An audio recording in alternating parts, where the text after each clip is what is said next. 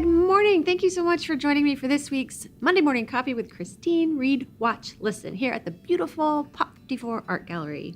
I'm so glad you joined me this morning.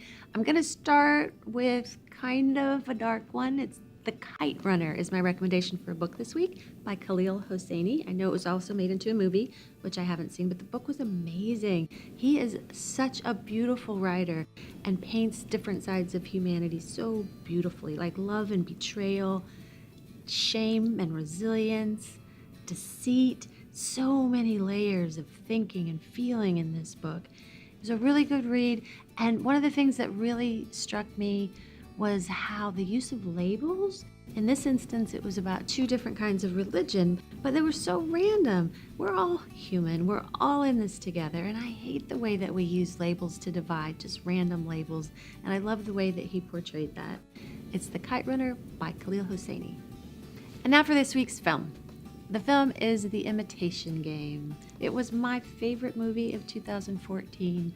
I thought it was perfectly cast, perfectly produced, loved that it was a period piece and was done so well. It's about a World War II codebreaker and about his genius mind and how he believed in himself so much, even when no one else did. And his persistence ended up paying off. Everyone ended up coming around to his side, and he ended up changing the entire trajectory of the war. Love that. In the end, his genius ended up destroying him. Actually, it was his difference and the people around him who couldn't accept that difference that ended up destroying him. And it was really sad to watch. It's another example, and I know I use a lot of these, but it's another example of how important it is as a society and as a culture to recognize and protect our genius minds. Sometimes they're so fragile. It's The Imitation Game. Okay, for this week's listen, I'm going a little bit different. We're going with some classical music. It is Jewish Town from the movie Schindler's List.